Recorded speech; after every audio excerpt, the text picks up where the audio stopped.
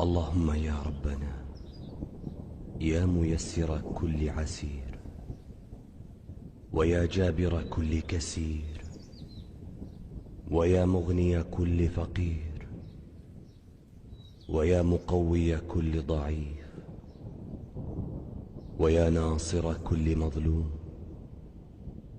ويا مأمن كل خائف، يسر علينا كل عسير، واقض حوائجنا وأصلح شؤوننا. يا رب نسألك أن تؤوينا إلى شديد ركنك، وأن تحوينا في أكناف عصمتك برأفتك ورحمتك يا أرحم الراحمين. اللهم إنك عفو كريم تحب العفو فاعف عني. يا السلام عليكم ورحمة الله وبركاته. ازيكم عاملين ايه؟ يا رب تكونوا بألف خير كده دايما يا رب. معاكم مطبخ ام مودي. النهارده بقى ايه؟ فيديو جديد. النهارده هنعمل مع بعض كده ايه، هنحضر كده الفطار ليوم الجمعة. جمعة مباركة علينا وعليكم يا رب، اللهم امين. النهارده بقى ايه؟ يوم الدلع او فطار الدلع. بما ان النهارده الجمعه، وهو طبعا يوم الجمعه كله يعني يوم كده كله خير وبركه. وبص، هو يوم مش عادي يعني، غير بقيه ايام الاسبوع. بحس ان هو يوم كده بركه وخير وراحه نفسيه. حلو قوي يعني، انا بحبه طبعا اليوم يوم الجمعه. فقلت بقى ادلعهم بقى طبعا، بما ان كل يعني بقيه الاسبوع كل واحد بقى بيبقى عايز مثلا عايز حاجه بعملها له. مثلا الصبح بابانا مثلا بينزل بدري، وساعات الولاد بيبقوا نايمين، فمش بنجتمع. فهو يوم الجمعه بقى اليوم الوحيد مثلا اللي بنجتمع فيه مع بعض وكده، وبينزلوا يصلوا طبعا مع باباهم الصبح. فقلت بقى بما ان النهارده الجمعه كده، قلت اعمل لهم بقى فطار كده، واحضر لهم فطار بقى كده حلو بقى. ايه فطار ايه يعني؟ جامد كده. فطار الجمعه بقى حاجه تانية غير بقيه، زي ما قلت لكم الاسبوع. ممكن بقيه الاسبوع اعمل لهم مثلا كوبايه شاي بلبن، معاها بسكوت، معاها قراقيش. ممكن اعمل لهم كده سندوتشات، مثلا بحط لهم ميكس جبن اسيحها لهم مثلا في الفرن عندي في الشوايه. افتح عليها الشوايه كده مثلا. مش شرط كل حد واحد ايه بياكل حاجه معينه، تمام. انا ممكن ساعات ما افطرش، ممكن اعمل كوبايه شاي بلبن بس الصبح. دي عندي اساسي، لازم كوبايه الشاي بلبن دي اساسي. لازم ابدا بيها يومي كده اول ما اصحى. ما اعرفش يومي يبدا غير لما اشرب كوبايه شاي بلبن. مش مشكله عندي افطر او اكل، مش مشكله عندي، بس اهم حاجه ان انا لازم ايه، اعمل كوبايه الشاي بلبن دي كده، لازم اشربها يعني. ما يعديش يومي غير لما اكون شربها. ممكن بقى بعديها اعمل مثلا كوبايه قهوه، كوبايه نسكافيه، ممكن بعديها ابقى افطر، يعني حسب بقى ما اكون عايزه. فيوم الجمعه قلت حاجه بقى تانية خالص كده، قلت اقوم اشوف بقى ايه الموجود عندي واطلعه واعمله واجهز يعني ايه شويه حاجات كده عندي، عبال هما يروحوا يصلوا ويجوا بالسلام. تمام. لقيت عندي طبعا في الاول اول حاجه عملتها زي ما شفتوا كده البخور. ده لازم اساسي يوم الجمعه، انا بحبه قوي، بحب اعمله يعني. بحب اعمل كده بخور يدي ريحه حلوه وطاقه ايجابيه كده في البيت. بيبقى حلو قوي الصراحه. بجيبه يعني من عند العطار، فبيبقى حلو قوي، في روايح كده معينه بحبها. فجبته وعملته، حطيته كده ايه، بحطه في ضرفه في ضرفه الدولاب بتاع المطبخ عندي. بس طبعا باخد بالي طبعا عشان ولاده كده، بيبقى عيني عليه يعني. يعني لو عملتي كده لازم تاخدي بالك عشان الولاد عندك. تمام. وكان عندي هنا لبن في التلاجة كيس. طلعته طبعا ايه، حطيته في اللبانه، حطيته كده على النار بقى ايه، سبته ايه يغلي. تمام. وطبعا عيني عليه، ورحت جايبه كام بطاطسايه، قلت اقشرهم يعني واغسلهم واحطهم كده على النار يتقلوا، عبال هما ما يجوا بالسلامه من الصلاه.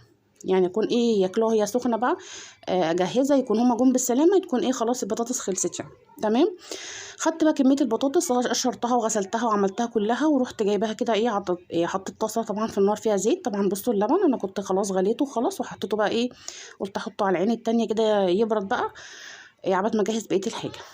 بطاطس بصوا غسلتها وصفيتها كويس قوي طبعا، وغسلتها كويس قوي. واحطها بقى على زيت. لازم طبعا الزيت يبقى سخن جدا. تمام. واحطها بقى تتقلي، عبال ما نشوف هنجهز ايه تاني يعني. هفتح بقى التلاجة ايه الموجود، هشوف ايه الموجود عندي واعمله واطلعه. تمام اهو. هحط البطاطس كده واعملها. قولوا لي بقى بتحبوا تفطروا ايه بقى يوم الجمعه؟ كل واحد بقى بيحب حاجه معينه يعني ايه.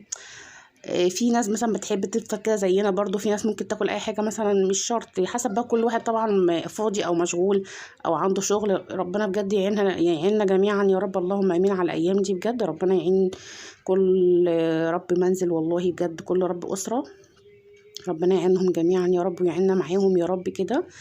فعلا الايام صعبه والدنيا بقت صعبه قوي، ربنا يعيننا ان احنا نقدر ايه نكمل معاهم ونربيهم كويس. ربنا معانا ييسر لنا امورنا جميعا يا رب، اللهم امين. هنا بقى حطيت البطاطس، بصوا سبتها بقى كده على النار بقى ايه خلاص تتقلي، وقلت ايه اكمل ايه اللي انا ورايا. تمام، طلعت كده اللي في التلاجة عندي الموجود. كان عندي بصوا علبة مثلثات طلعتها، قلت افتح احطها في الطبق. وكان عندي برضو جبنة تركي طلعتها هحطها لهم، يعني موجود، بصوا الموجود عندي هطلعه. تمام، عبات البطاطس ايه ما تتقلي اكون انا جهزت بقية الحاجة. وهم هيجيبوا لي، كانوا قايلين لي هيجيبوا لي حاجات معاهم بقى، مش عارفه هيجيبوا لي ايه شوف. وهنا حضرت كمان، جبت الكوبايات حطيت فيها كمان الشاي وحطيت فيهم سكر، يعني قلت برضو هغلي برضو الميه يعني اول ما يجوا عشان برضو يشربوا الشاي بلبن يبقى سخن برضو. تمام، جبت هنا الطبق حطيت فيه الجبنه التركي، وحطيت الطبق التاني حطيت فيه مثلثات. وكان عندي جبنه دومتي هما بيحبوها اللي هي العلب دي، حطيت برضو ايه قطعه يعني حته كده في الطبق. ما بيحبوش اي نوع تانية جبنه، المعلبات بس، ما بيحبوش السايبه دي خالص. انا ممكن احبها عادي واكلها مفيش، ما عنديش مشكله، لكن هم لا. خدت كده بقى بصوا كده ايه قطعه جبنه تركي شريحه يعني كده، هقطعها كده حتت صغيره. حطيت يعني الباقي في الطبق وخدت شريحه واحده هقطعها كده. بصوا قطعتها حتت صغيره بقى، هروح بيها كده ايه على النار على البوتاجاز. طبعا بصوا البطاطس لسه بتتقلي. جبت هنا كده طاسه حطيت فيها معلقه سمنه. بصوا دايما العين دي الصغيره دي مطلعه عيني، مش عارفه اجي اولعها تروح طافيه، مع ان هي اصلا عين صغيره وبوطي النار عليها، بس برضو بتطفي مني مش عارفه ليه. هنا بقى جبت طاسه حطيت فيها معلقه سمنه.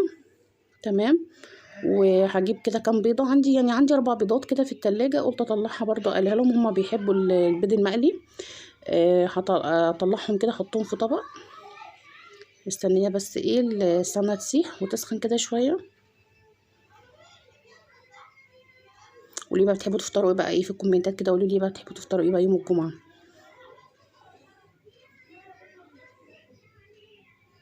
بصوا هنا بقى خلاص جهزت البيض، يعني ده بحب امسك البيضه طبعا بغسله الاول وبحطه كده في طبق الاول، يعني بفتحهم في طبق عشان لو يعني في واحده بايظه او اي حاجه ما بقاش حاططها في الطاسه على طول. تمام، بحب ابص في البيض قوي قوي قوي، يعني بما ان كمان داخلين على الحر وكده خلاص، فبخاف لا يكون حاجه بايظه ولا حاجه. تمام، وحطيت عليه معلقه ملح صغيره ومعلقه فلفل اسمر صغيره، كل ده في الطبق. وقطعه الجبنه التركي اللي انا قطعتها صغيره، انا كنت اخداها كده الشريحه دي، احطها على ايه البيض. بصوا هتدي طعم حلو قوي وهتدي كده مطه حلوه كده، هما بياكلوا ايه البيض تغيير برضو يعني، جربوها كده ايه بالطريقه دي هتعجبهم. ونزلت كده بالبيض بالجبنه التركي في الطاسه، قلت بعمل لهم كده ميكس كده ايه يعني حلو ما بين البيض والجبنه، بيبقى حلو قوي. ممكن كمان لو عندك بيض، ممكن لو عندك جبنه قريش ممكن تعملي بيض بالجبنه القريش حلو قوي. ممكن برضو البيض نفس الحكايه وتحطي معاه قطعه جبنه قريش، بيدي طعم حلو قوي بجد جميل. بس انا عندي هنا الولاد ما بيحبوهاش، فانا قلت اجرب لهم كده الجبنه التركي، بما ان هم بيحبوا البيض وبيحبوا الجبنه التركي، فقلت اعمل لهم كده ميكس كده الاتنين مع بعض ان شاء الله يعجبهم. بس هو عجبهم يعني الحمد لله. حتى هم بياكلوا بقوا حسوا بمطه كده وشافوا حاجات، فبيقولوا لي دكتور جبنه تركي، قالوا لي جميله يا ماما حلو وبيعملي لنا منها. هنا كانت البطاطس خلاص بصوا خلصت خلاص الحمد لله، كانت اتقلت والبيض كمان كان خلاص جاهز اهو. تمام، رحت حط كده ايه قسمته على طبقين. تمام اهو حطيت كده على طبقين كده، قلت خلاص ايه جاهز خلاص، هما كانوا خلاص يعني على وصول خلاص، كانت الصلاة خلصت. فقلت يا دوبك ايه عشان يجوا على طول يلاقوا الاكل جاهز على طول يفطروا على طول، في ساعتها يغسلوا ايديهم ايه ويفطروا على طول. اهو خلص كده البطاطس. وهنا بصوا كانوا جم بقى بالسلامه وجابوا لي معاهم ايه فلافل.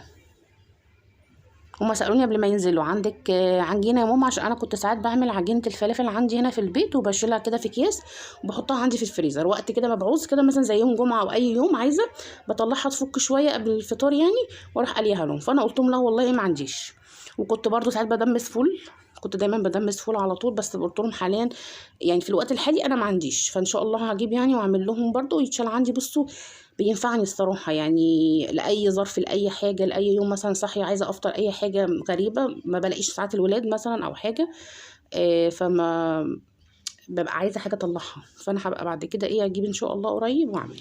بصوا هنا كمان غليت الكاتل خلاص الميه، ورحت حاطه بقى ايه الشاي.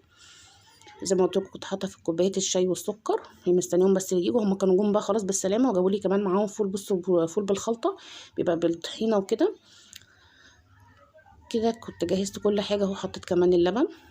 في بس ايه، استاذ محمود ما بيحب الشاي بلبن، بيحب اللبن ساده، بيحب الشاي قصدي ساده.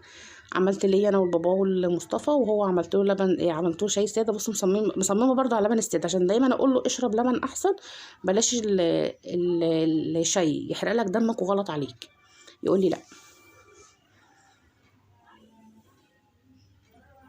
وكده ده كان شكل الفطار النهائي بعد ما جهزت كل حاجه. الشاي بلبن والبيض والجبنه المثلثات والدومتي والبطاطس اهي، حطيت طبعا عليها رشه ملح ورشه فلفل اسمر. بص كنت باكلها كانت سخنه بقى، ايه الحكايه، فقلت الحالي كام واحده قبل ما تبرد.